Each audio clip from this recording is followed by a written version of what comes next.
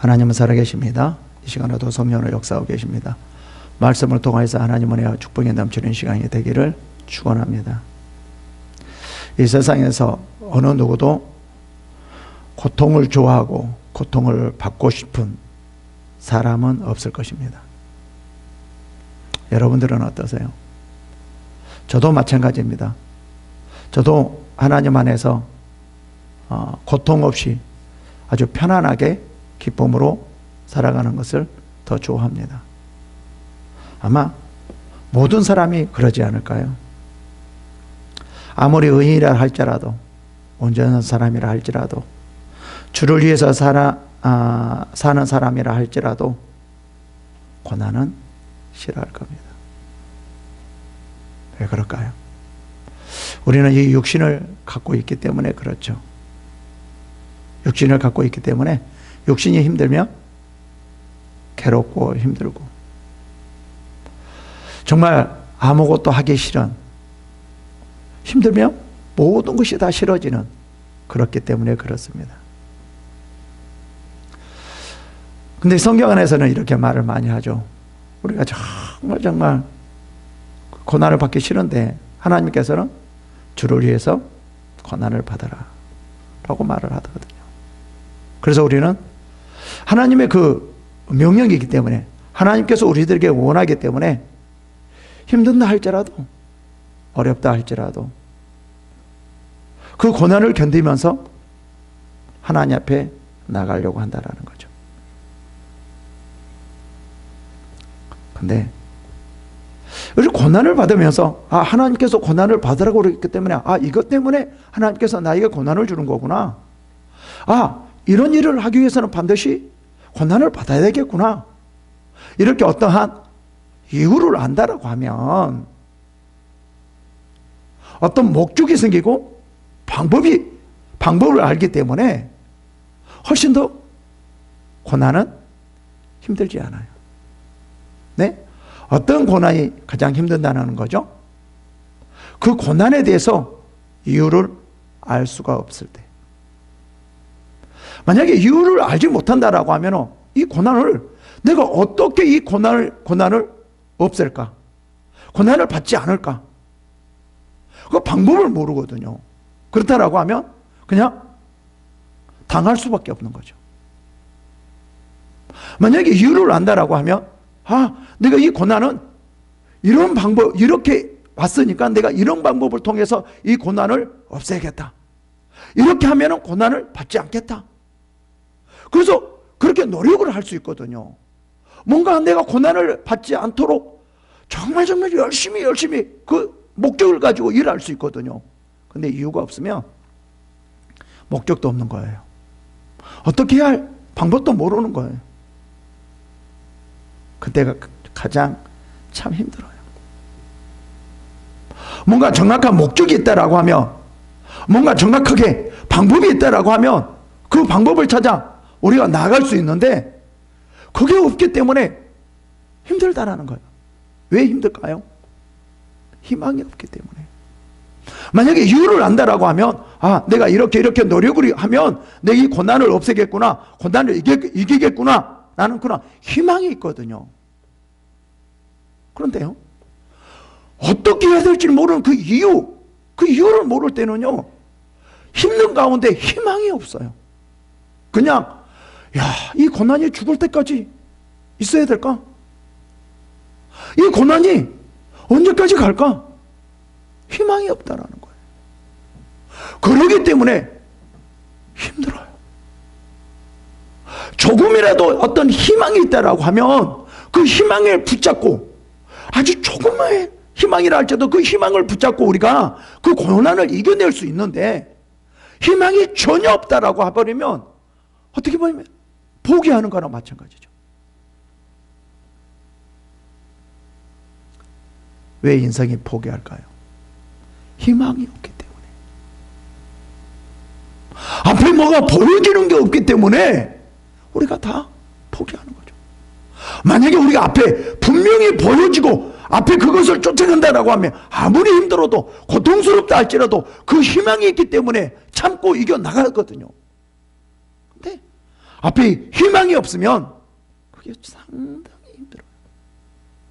왜요? 지금 내가 열심히 이렇게 하고 있는데 그게 이 고통을 없애주는 내가 행위인가? 아니면 이로 말미암아 고통이 더 크게 나타날 수 있는가? 나타나게 될 수도 있다. 이런 생각이 들거든요. 그래서요, 이유가 없는 고난이 가장 힘들어요. 왜 그렇습니까? 희망이 없기 때문에.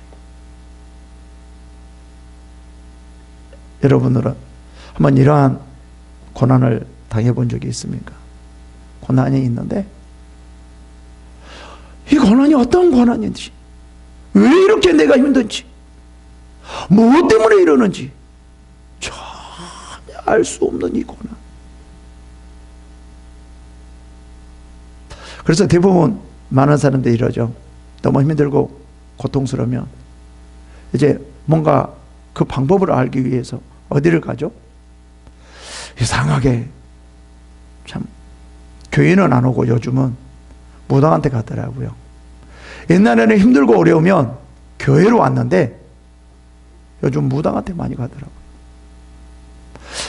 이만큼 우리가 교회가 능력이 없어졌다라는 거죠. 결국은 능력이거든요. 교회가 만약에 예언을 통해서 어떤 정말 깊은 하나님께서 주신 그 상담을 통해서 그들의 어떤 갈 방향을, 그들이 무엇을 해야 될지, 어떻게 해야 될지 이 세대에 뭔가 그들에게 제시해 준다라고 하면 교회로 오지 않을까요? 요즘 이러면 통하지 않습니다. 기도해라. 말씀 보면 다 나온다. 통하지 않습니다.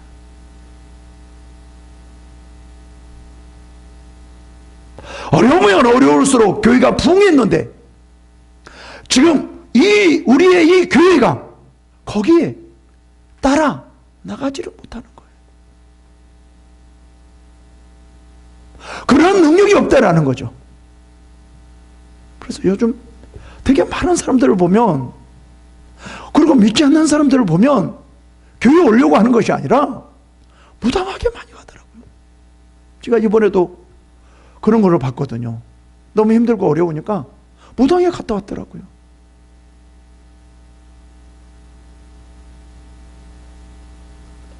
왜 무당에 가죠? 자기가 방향이 없으니까요.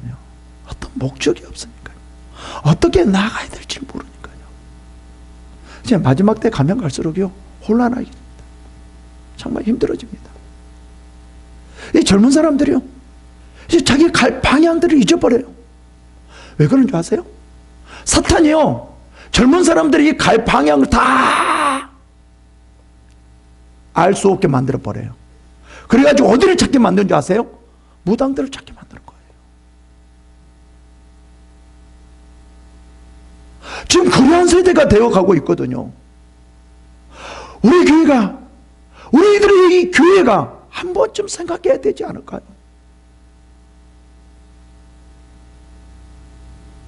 그래서 저는 교회가 예언이 필수라고 생각합니다. 그냥 일반적인 세상적인 상담이 아니라 영적인 상담, 하나님께서 주신 그 영적인 상담, 난 이걸 필수라고 생각합니다. 근데 교회에서 너무나 일반적인 상담을 하는 경우가 너무 많아요. 그거는요, 세상 사람들도 다 할 수 있어요. 교회 안 와요. 세상 사람한테 가지고 왜 교회로 오겠어요? 영적인 상담을 해줘야 되지 않을까요? 세상 사람들이 할 수 없는, 무당들이 할 수 없는 그 능력으로 상담을 해주고 예언을 해줘야 되지 않을까요? 교회가 지금 그 일을 해야 되지 않을까요? 그러는데도 세미나 때 사람들이 참 모지를 않더라고요. 예언이 이렇게 중요한데.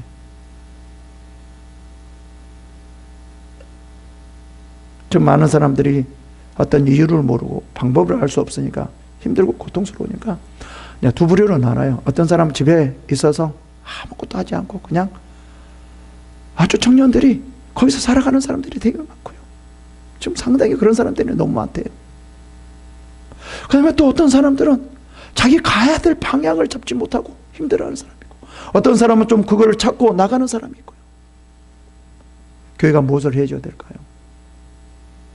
갈 방향을 찾지 못하고 집에 안에 있는 사람들을 끄집어내서 그들을 갈 방향을 제시해 줘야 되지 않을까요? 정말 우리 교회들이 한 번쯤 생각해 봐야 되지 않을까요?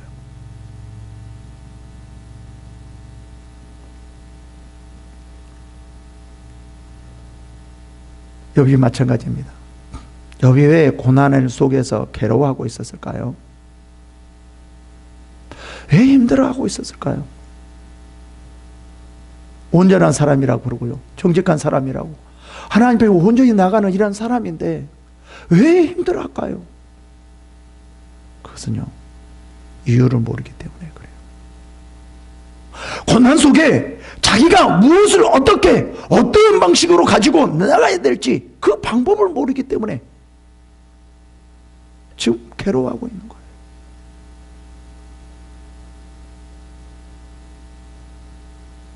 그래서 하나님께 자주 말하거든요. 하나님, 내가 왜 이렇게 당해야 됩니까? 왜 힘듭니까? 그래도 하나님 대답이 없는 거예요. 얼마나 힘들은지요. 참 이런 경우가 참 힘들죠. 그러니까 우리가 아무리 하나님께 나아가려고 신실하고 하나님 앞에 모든 것을 다 맡기며 나가려고 하는 그런 사람도요, 고난이 왔을 때 그 방법을 모르면 참 힘들 수밖에 없다. 욥을 통해서 보면, 야, 그럴 수밖에 없구나, 그것을 알 수 있습니다.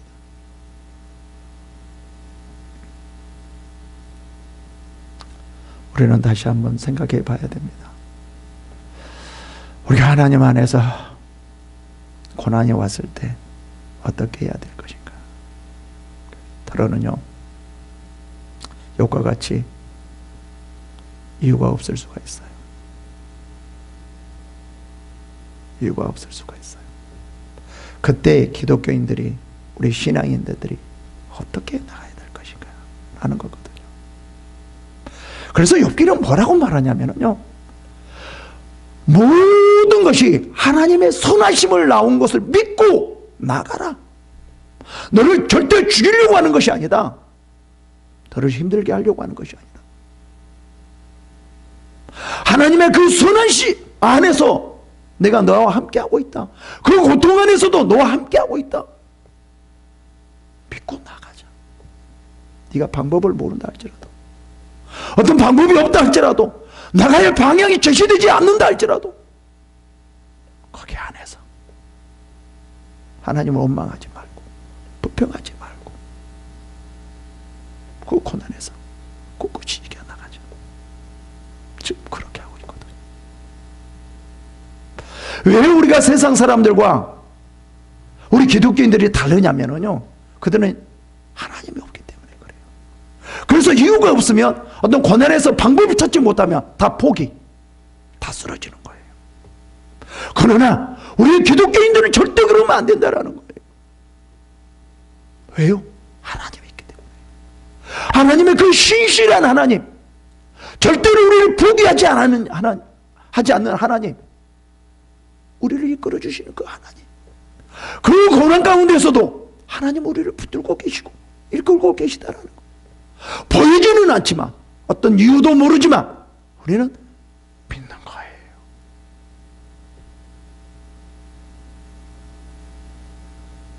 이게 진정한 우리의 신앙이라는 거예요.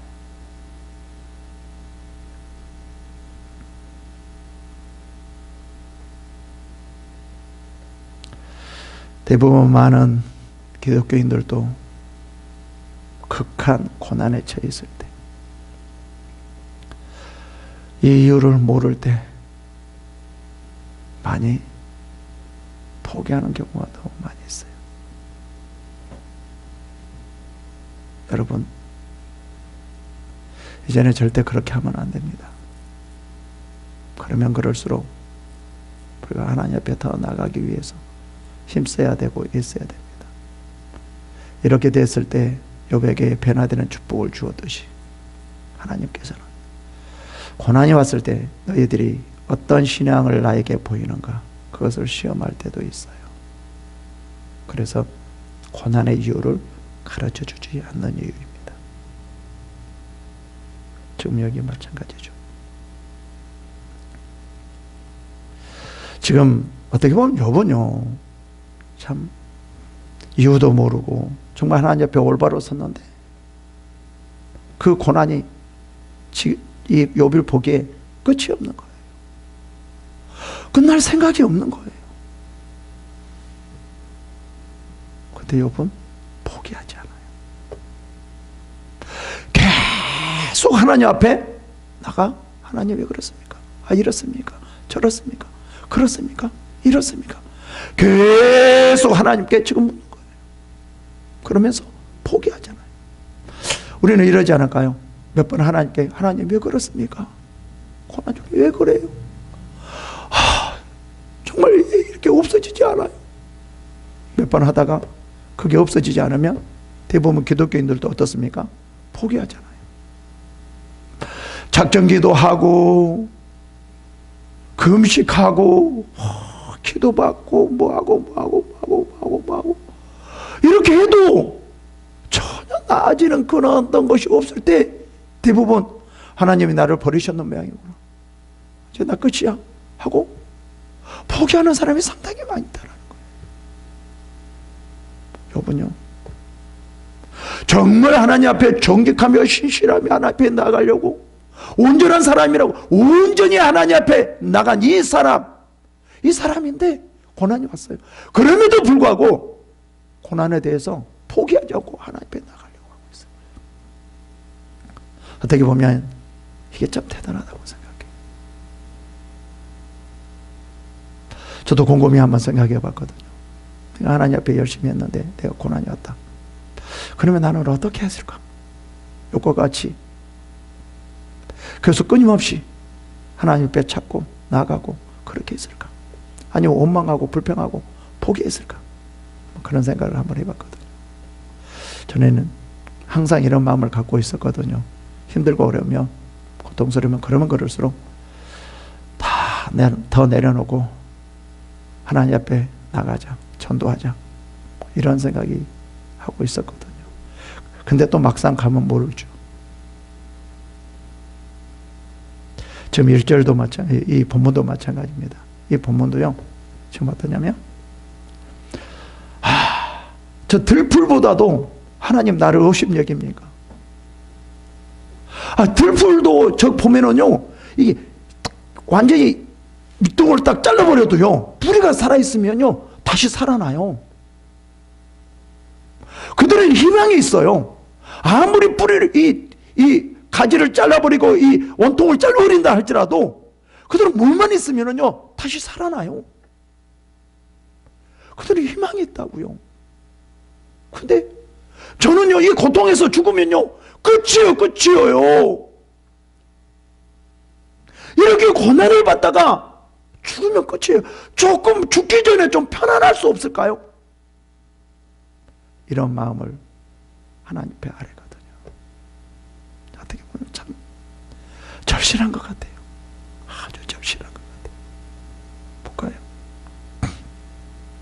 여인에게 태어난 사람은 생애가 짧고 걱정이 가득하며, 여기서 뭐라고 말해요? 인생이 짧고라고 말하고 있습니다. 지금 이 욥이 앞을 생각했을 때, 왜 볼 때 자기 앞을 보니까 얼마 남지 않은 것 같아요.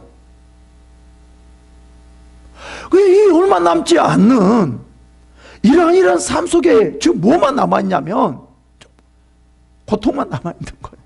뭐라고 말하죠? 걱정이 가득하여 그래요. 이제 얼마 남지 않는 인생 좀 편안하게 하나님께서 살다가 하나님께 가면 어떻습니까? 이게 좋지 않나요? 지금 이렇게 말을 하고 있습니다.